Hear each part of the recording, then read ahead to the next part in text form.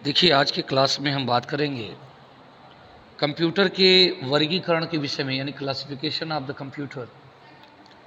और इसमें हम जानेंगे कि कंप्यूटर जो है कितने प्रकार का है, चाहे वो साइज के बेसिस पे बात करें, चाहे हम ये बात करें कि यूज के आधार पे, ठीक है, या एप्लीकेशन के आधार पे। तो ये जो भी हैं, तो हम कंप्यूटर जो वर्गीकरण करते हैं, अगर आकार के आधार पे देखें तो micro computer, mini computer, personal computer, ठीक है ना, सुपर कंप्यूटर। उद्देश्य के आधार पर देखेंगे तो सामान्य उद्देश्य कंप्यूटर और विशिष्ट उद्देश्य के लिए जो कंप्यूटर है। अनुप्रयोगों के आधार पर देखें तो उसके अंतर्गत आएगा क्या, आपका पहली चीज़ होगा एनालॉग कंप्यूटर, दूसरा है डिजिटल, और तीसरा है हाइब्रिड, जिसमें एनालॉग और डिजिटल दोनों होता है। तो सबसे पहले हम जानेंगे, अगर आकार के आधार पर कंप्यूटर का विभाजन करेंगे तो कौन कौन से होंगे। देखिए, आकार के आधार पर देखिए, पहला है माइक्रो कंप्यूटर। इसको कंप्यूटर ऑन ए चिप भी कहा जाता है। और ये कंप्यूटर इतने छोटे होते हैं कि इनको एक डेस्क पर सरलतापूर्वक रखा जा सकता है। जो डेस्कटॉप जो है वो माइक्रो कंप्यूटर ही है। ये फ़ोन के आकार का हो सकता है, पुस्तक के आकार का हो सकता है, घड़ी के आकार का हो सकता है। तो इस प्रकार से अगर देखें तो ये जो माइक्रो कंप्यूटर होते हैं वो कई प्रकार के होते हैं। पहला है आपका डेस्कटॉप कंप्यूटर, ठीक है ना। तो जो घरों में, व्यापारिक स्थानों पर जो डेस्कटॉप मिलते हैं, कॉलेजों में, वो सभी डेस्कटॉप कंप्यूटर होते हैं। दूसरा आपका है लैपटॉप। जब फिर से कुछ विकास हुआ कंप्यूटर का, तो हम पाते हैं कि 2004 के बाद से ऐसे कंप्यूटर का विकास हुआ जो जिसे सरलतापूर्वक लेकर के आया जा सकता है। लैप माने गोद में रखा हुआ कंप्यूटर, तो जिसको हाथ से उठाया जा सकता है, एक स्थान से दो स्थान तक लिया जा सकता है।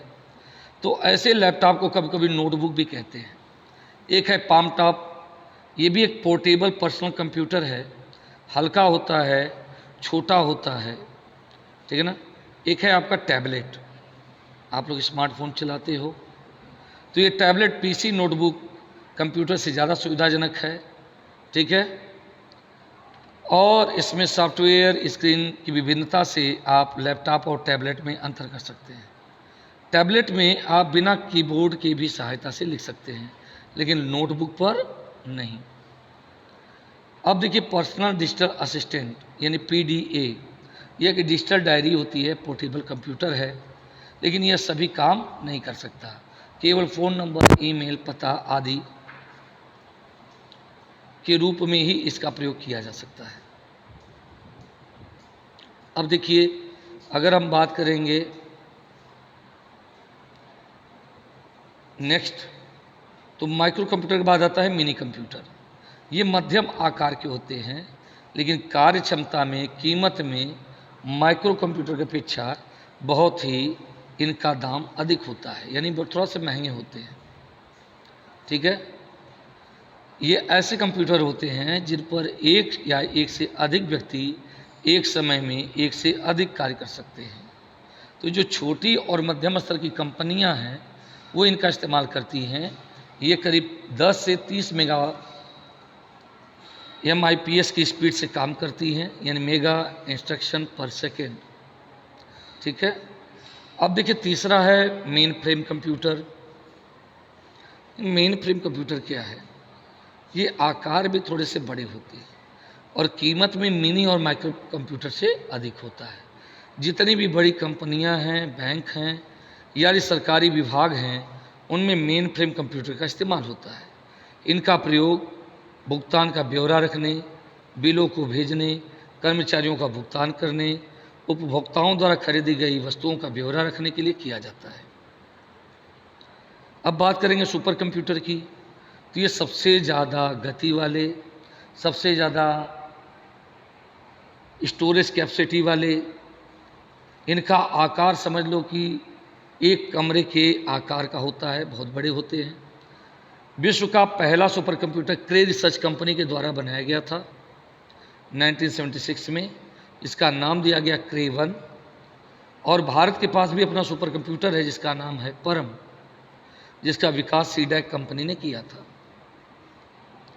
और आज इसी का विकसित रूप हमें परम 10,000 के रूप में देख सकते हैं। अब देखिए, सुपर कंप्यूटर का इस्तेमाल मौसम की भविष्यवाणी, एनिमेशन, चलचित्र बनाने, अंतरिक्ष यात्रा, बड़ी वैज्ञानिक अनुसंधानों में इसका प्रयोग किया जाता है। तो ये बड़ी बड़ी गणनाओं को बेहद ही सरलतापूर्वक कर सकता है। अगर उद्देश्य के आधार पर अगर हम इसकी व्याख्या करें तो एक तो सामान्य उद्देश्य ये है। सामान्य उद्देश्य में दस्तावेज तैयार करना, प्रिंटिंग, डेटाबेस तैयार करना, पत्र तैयार करना इत्यादि जो सामान्य स्तर के कार्य हैं, मूवी देखना, ये सारी चीज़ें सामान्य उद्देश्य कंप्यूटर में आते हैं। पर्पज़ के आधार पे मैं बता रहा हूँ। और दूसरा विशिष्ट उद्देश्य कंप्यूटर, जिनका प्रयोग अंतरिक्ष विज्ञान, मौसम विज्ञान, उपग्रह में किया जाता है। तो जैसे आपका जो सुपर कंप्यूटर है, मेन फ्रेम कंप्यूटर है, वो विशिष्ट उद्देश्य कंप्यूटर में आते हैं। ठीक है ना। अब देखिए, अगर अनुप्रयोग के आधार पर देखेंगे, यूजेस के तौर पे, एक है आपका एनालॉग कंप्यूटर। तो जो भौतिक मात्राएं जैसे दाब, तापमान, लंबाई, पारा माप करके उसके परिणाम अंकों में जो प्रस्तुत करता है वो एनालॉग कंप्यूटर है। तो एनालॉग मतलब संख्याओं में। इसका प्रयोग विज्ञान और इंजीनियरिंग के क्षेत्र में अधिक किया जाता है। डिजिटल कंप्यूटर वो है जिसको अंकों की गणना करने के लिए डिजिटल कंप्यूटर का उपयोग किया जाता है। जो आज के कंप्यूटर हैं वो डिजिटल कंप्यूटर श्रेणी में आते हैं। इनके डेटा और प्रोग्राम को 0 और 1 में परिवर्तित करके इलेक्ट्रॉनिक रूप में प्रस्तुत करते हैं। डिजिटल कंप्यूटर का उपयोग व्यापार में, घर के बजट में एनिमेशन के रूप में किया जाता है। तो जितने भी डेस्कटॉप कंप्यूटर, लैपटॉप हैं वो सब इसी में आते हैं। अब अगला है हाइब्रिड कंप्यूटर। इसमें एनालॉग डिजिटल दोनों कंप्यूटर गुण सम्मिलित होते हैं।